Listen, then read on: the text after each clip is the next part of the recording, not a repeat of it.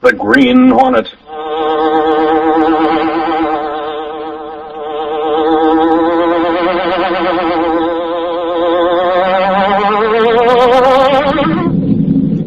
He hunts the biggest of all game, public enemies who try to destroy our America.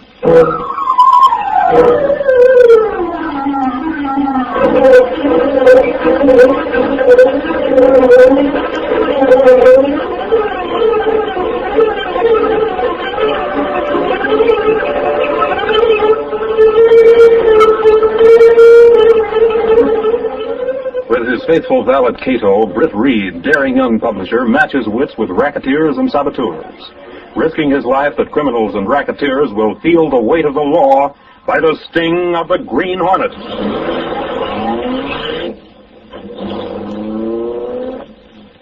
Ride with Britt Reed in the thrilling adventure, Katz with 9 Lives. The Green Hornet strikes again.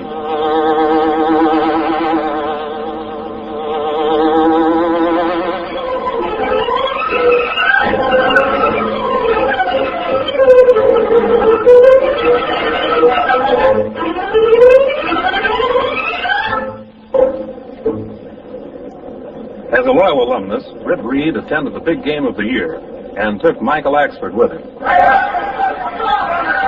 you Spalpine! Leg it! That's the stuff! He's in the clear! He's going to make it! He's shot to the moon! He makes it! Touchdown! Hey! The game is over. That's the worst. Come on, Axford. Let's get out ahead of the ball.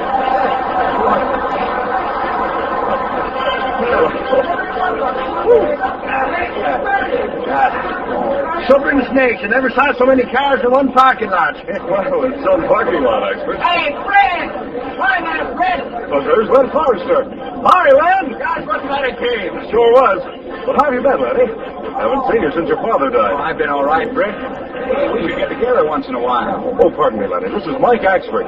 Axford, Lenny Forrester is a fraternity brother. Glad to know you, Mr. Axford. Sure as glad I am to make your acquaintance. You've heard about Forrester, Axford, the son of Iron Jim. Oh, so you're the lad that came into all that money a couple of years ago. That's right. Pardon me, I'm sorry to crowd you. It's all right. Say, Britt, a lot of traffic here. Are you going to the grill tonight? No, I can't make it, Lenny. I wish you could. All the old gang will be there. I'd like to, but I've got a job to take care of. Drop in at the office when you get a chance. We'll rehash old times. Or phone and we'll have lunch together. I'll do that. Hey, Lenny, you coming? Be right with you. Pardon if I seem to crowd. Why don't you shove on? All right. I'll drop in, Britt. I'll be looking for you. In a day or so. Our car's over here, Axford. Hey, he's a nice-looking young fella. Oh, swell guy. Why ain't you going to that grill or whatever it is? It'll be too much of a party. I don't feel quite up to it. Hey, that guy that called to him. You see him? Yes? What about him? He ain't one of your frat brothers, is he? No. Well, I didn't think so. That guy's no good. Do you know him? Yeah, his name is Minton. Shady Minton, we used to know him as. Oh, Shady Minton, eh? My golly, that lug has been investigated by the cops more times than you can shake a stick at. There's been a lot of confidence games and things. Strange company for Lenny Forrester. Yeah. I wonder where he picked up with a guy like that. Axford Lenny is probably wondering the same thing about you. Oh, is that so now? Well, Reed, I'll tell you this much. If Lenny goes to that blowout tonight and has Minton along with him, he better watch his step. If he gets too much to drink, Minton will take the gold out of his teeth. Hey, Mint, how's your playmate? Starts a highball, stuff in it, Waddles. It'll hit him any minute now. Good. I'll be waiting near the door. I'll pick you up on the way out. I better get over to Forrester. It looks as if he's about to pass out. Did you see him go around the end there? What's the matter, Lenny? I don't know, Minton. I feel lightheaded. Yeah, the drink you had. Just wondering. Well, maybe it's a smoke. Might be. It's terribly smoky tonight. I better get out. Fresh air. It's a good idea. Come on, I'll take you out. You needn't leave. Oh, I've had enough of this place anyhow. Here, I'll leave this to cover our check. Come on, Lenny. Dizzy. Let me help you. I guess I need it. This way. You lean on me. Hi, Lenny. One too many? Oh, don't pay any attention to him. Look at Lenny Forrester. I don't like this. Here's the check room. Give me your hat check, Here. somewhere. Hello, Milton. Oh, what's happened to your friend? Oh, hello, Waddles. Stick with me. I may need some help. Check. Hat check. Here, baby. Get Mr. Forrester's hat and coat. Didn't take him long. Lay off the crack, sister. Mr. Forrester don't like 'em. Hat, coat. Here you are, sir.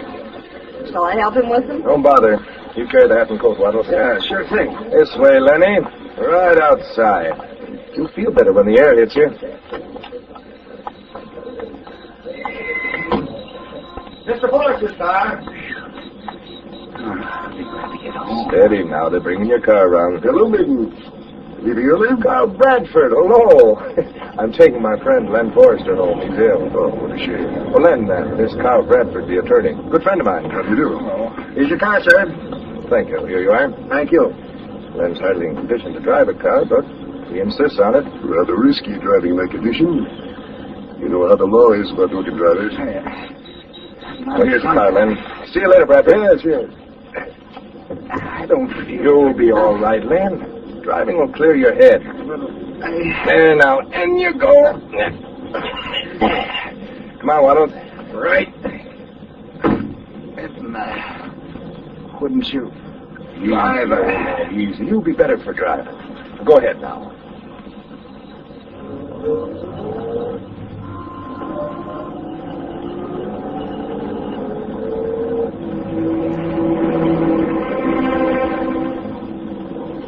How is he, Milton? Just about out. You got the wheel shoe. Everything's just swell. Here, I'll pull over the curb and stop. Yeah, he's out cold now. I'll drive. Great. Everyone's starting to take the wheel when we left the grill. It's working slick. Including Carl Bradford, the attorney. Oh, what could be sweeter? Did you know he'd be on hand? No, that was just a lucky break. Slide him over here and take the wheel. Yeah. Over you come. Come on. There.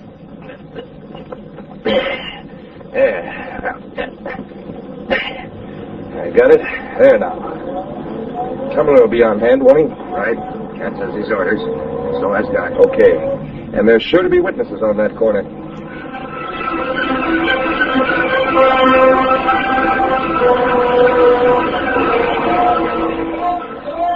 Hey, look at that car coming. Zigzagging from one side to the other. Another one of those college guys. Yeah, they ought to be jailed. Look out, he's going to turn.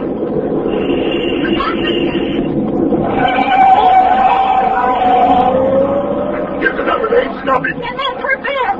I went right over the curb. Get a doctor. Get run, driver. Let me through there. Let me through. I'm a doctor. Some of you kick the car back. Kick this man in. Let the doctor see him. It was perfect, Katz. How'd I do, Don? Great. Now we'll get you out of here and make you look seriously injured. Just remember to insist that I take care of you.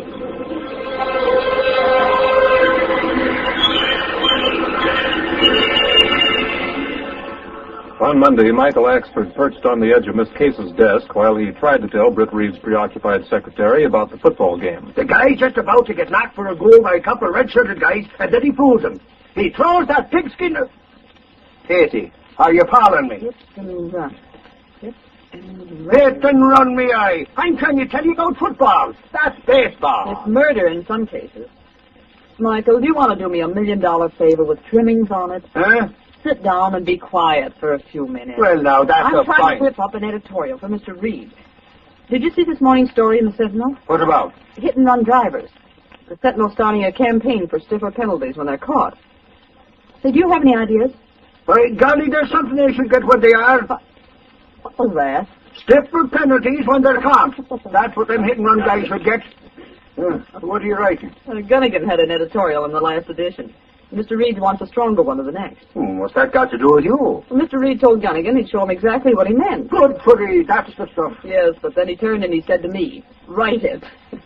Then he went to luncheon at the Civic Club. That was 3 hours ago. And he ain't back yet? No. Did he have a date to meet someone there? Yes, a fraternity brother of his, Len Forrester, phoned and made an appointment. Oh, golly, that's it. Well, that's what? That's the day shot. Them two are old pals. If Reed was to meet Forrester for lunch, the chances are it'll wind up at dinner time. I could just see the two of them sitting in that swell dining room. I saw that article in your paper, Hit and Run. Thought I'd call you for some unbiased advice. When did you hit this man, Lenny? Last Saturday night, on the way home from the grill. And you didn't even stop the car? Oh, I don't know. I don't remember anything at all. All I know is what I was told. Well, when did you learn about it? Last evening. You see, there happened to be a doctor who saw the accident. He got my license number. He treated this man and then took him home. He called me last night. The doctor did? Yes, Dr. Hill. Here's his card. I called Minton right away, and he confirmed what the doctor had said. Minton said that a man named Wattles had been in the car with us. Have you talked to an attorney? Yes, Minton called a lawyer named Bradford. We'd seen him at the grill. Do you know Carl Bradford? I know who he is. He's a good counsel. Well, we went to call on Katz, and that's the man I struck. He's in terrible shape, probably crippled for life. And you didn't report the accident at all? No. Hit and run, driving while drunk. Oh, Brett, Another thing, Len. Your record in traffic court's not too good. Don't I know it? I've got a string of speeding convictions as long as your arm. If this ever goes into court, I'll get a jail sentence. Well, Lenny... Brett, I swear I wasn't drunk. I don't remember a thing that happened, but I had taken just one highball. Did you report it to the insurance company? Good Lord, no, I can't. That would mean that the police would know. What did Bradford advise you to do? Report it to the police and take the rap. But I can't. I know I'm not guilty. Guilty or not, there's a strong case against you. Witnesses and all. I know it. Did Dr. Hill take Katz to a hospital? He said that Katz insisted on going home, so he took him there. And where does Katz live? In a cottage at 310 Elm Street. Was he conscious? Oh, yes, I talked to him. He said he was willing to keep things quiet if I paid for the injuries. So you paid? $10,000. Lenny. Oh, what else could I do? Britt, do you think that'll be the end of it? Well, I'm afraid, Lenny, you'll have to ask Katz. Oh, now I have to get back to my office. Must you go? Yes. I've got to write an editorial. You? Yes. We're conducting a campaign, you see. Trying to get the courts to hand out stiffer jolts to hit-run drivers.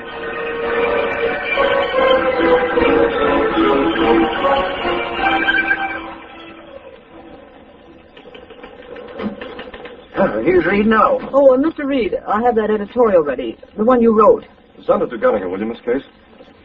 I'm going to spend the rest of the afternoon getting acquainted with the morgue. Where the cadavers are? No, expert. The morgue of the Daily Sentinel.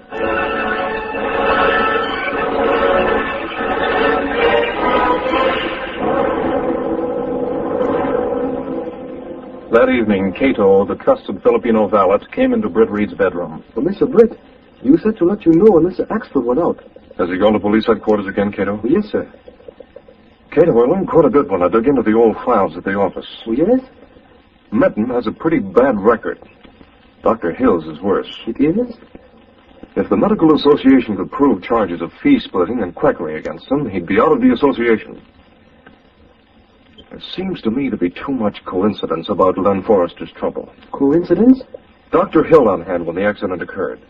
Len going stiff on one drink. Minton just happening to meet Wattles. What are you going to do, Mr. Britt? I'm going to call on this injured man named Katz. I have a few ideas of my own.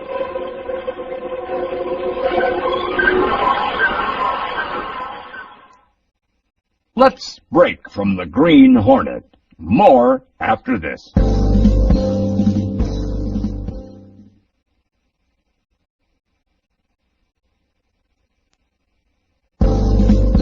Now let's get back to the Green Hornet.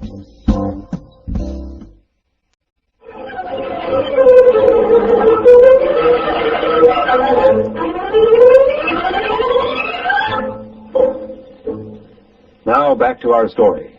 Britt Reed's investigation of the individuals involved led him to suspect that his friend Len Forrester was the victim of a carefully planned blackmail scheme. With Cato, the young publisher sat in his bedroom, laying the groundwork for the evening's activity. Put fresh charges in that gas weapon, Cato. I'm doing so, Mr. Britt. And get out the rest of the stuff I'll need. There's a list there on the desk. Very well. I'm going to confirm one suspicion by phone. Hello? Hello, Doc Hill. Yes? Have you heard from Minton today? Who's calling? Skip that. Just answer the question. I haven't heard from him. You'd better be at Katz's place at 9 tonight. Why? I don't know what Minton has in mind. Just be there, that's all. Suspicion confirmed, Cato. He knows Minton pretty well. Do you think he will be at Katz's place? I'm going to count on it. That stuff ready? Weapon, mask, and other things are ready. Come on, then. It's time for the Green Hornet to move. Stepping through a secret panel in the rear of a closet in his bedroom, Red Reed and Cato went along a narrow passageway built within the walls of the apartment itself. This led to an adjoining building which fronted on a dark side street.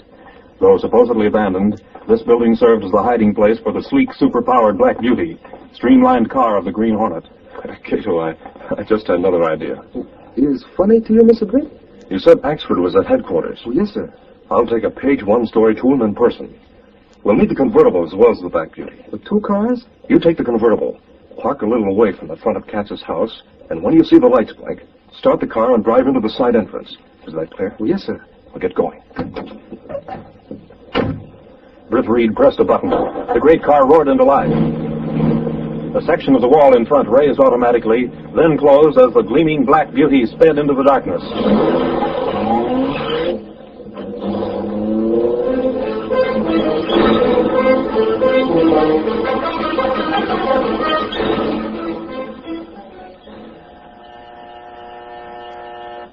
Who is it? Open the door, Katz. Doc Hill. Wait a minute.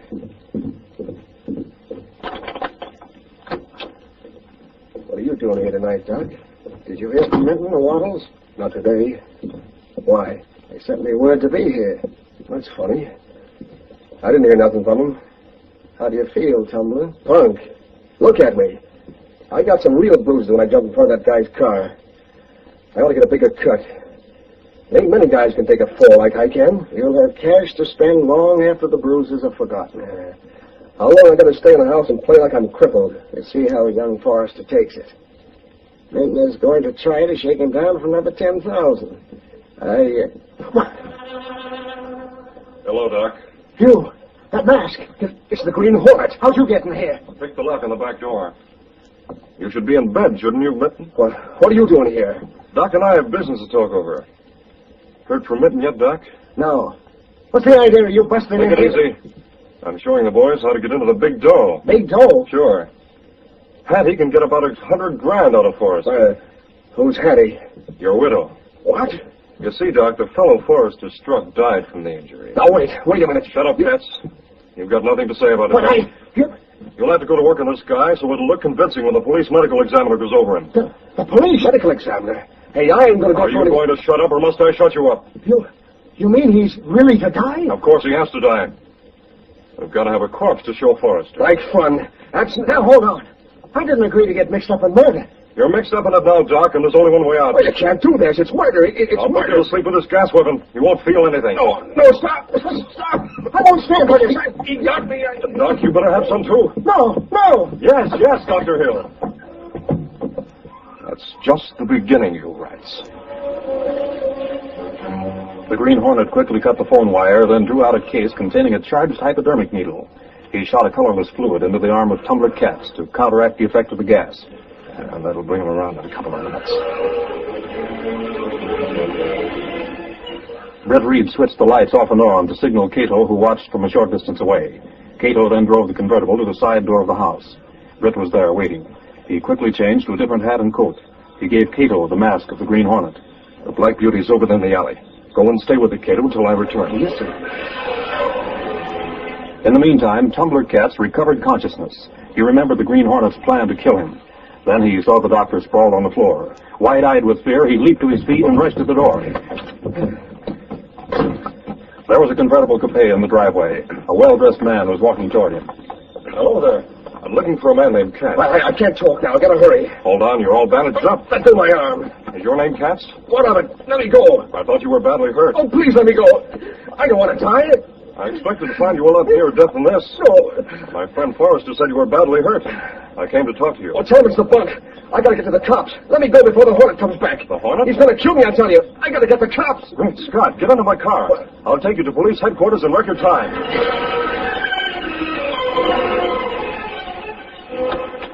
Here's police headquarters, Katz. That's Sergeant Burke at the desk. The man with him is from my newspaper. Something snakes. It's Britt Reed. Who's the guy with all the bandages? Axford, I brought a story to you. You gotta help me. You gotta save me. Reed, who's this? His name is Katz, Tumbler Katz. It's a long story, Axford. You see, my friend Forrester got into something of a jam. I was going to call on this man Katz when he rushed from the house. It's the hornet. Suffering snakes, the hornet. He's got in with Minton and Waddles. He's going to kill me. What's that about Minton? You can get the facts, Axford. I'm going over to Forrester's house. The hornet's around somewhere. I got conscious and seen the doc on the floor, and I ran out. Now hold everything. Let's get these facts straight. Reed, stick around. This might be good. Len Forrester will be waiting for me, Axford. Phone me there if you've got anything sensational.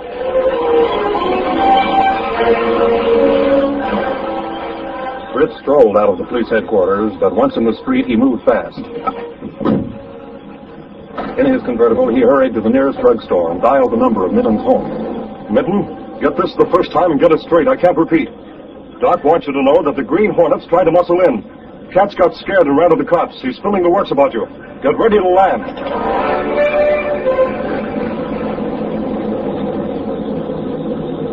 A short while later, Britt brought the convertible to a stop a few yards from where he'd parked the Black Beauty in a dark alley. Mr. Britt, is everything all right? It is so far, but time's precious. Take this coat and hat. Yes, sir. The other outfit. The outfit I wear with a mask. Right here. I hold coat for you. Kiddo, here are the plans for the rest of the night. We're going from here to Minton's house. Listen.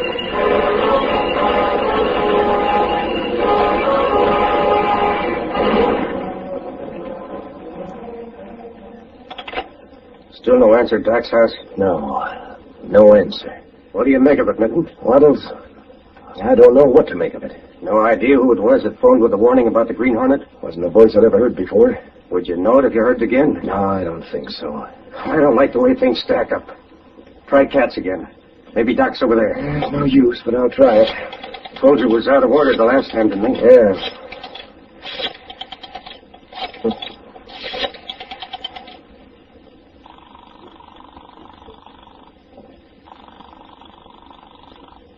What number are you calling?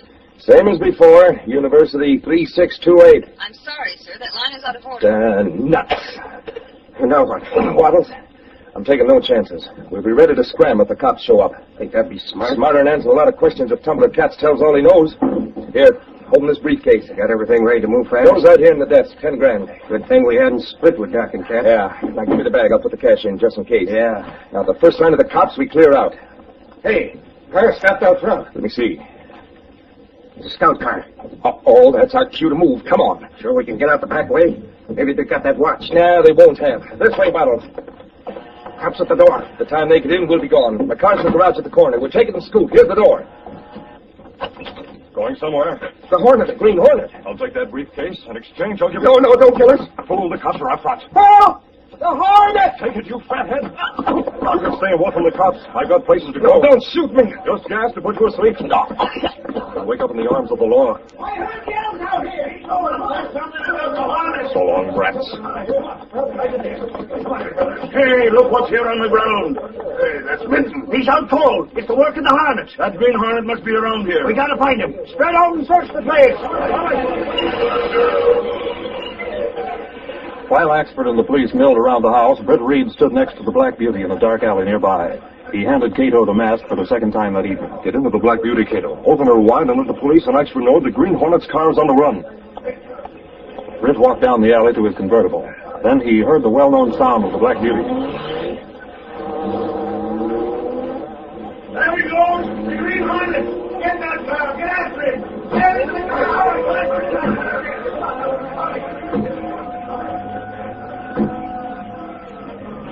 Britt smiled in the darkness as the police took after Cato. He knew that the Black Beauty was already out of reach. He waited until the last of the police cars had left. Then he stepped into his convertible.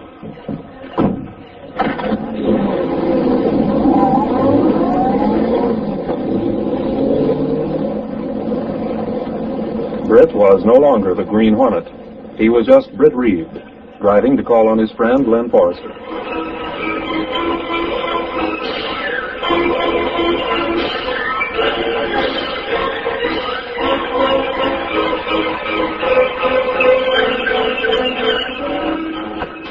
Reed, holy cow, I've been waiting here in the apartment for you to come home. Have I got news? I told you it'd be Len Forrester's, Axford. Did you call there? Yeah, but you'd already left. Did that phony accident victim squeal? Did he squeal? Oh, golly, he spilled everything about a game his gang was working on your friend Forrester. I told you that guy Minton was no good. Yes, you told me. We got the crooked doctor and Minton and the guy with Minton. Then Forrester told me he paid those crooks $10,000. Did you recover that? Reed, I was that close to getting it. Only the Hornet got there first. Minton said he had the dough in a briefcase, and the green Hornet got away with it. Well, Forrester deserves to lose it. He's a pretty reckless driver. Perhaps this will be a lesson to him. Yeah. If only someone worthwhile got the dough instead of that green Hornet. Well, tell me the details in the morning, Axford. I'm tired. I guess I'll turn. Go ahead. Cato's in there turning your bed down. Good night, Axford. Good night, you Reed. The bed is ready, Mr. Brick. Cato, where's the 10,000? In Black Beauty. In the morning, we must see to it. It goes to that home for crippled children. Open the window, will you, Cato? Oh, yes, Mr. Brick.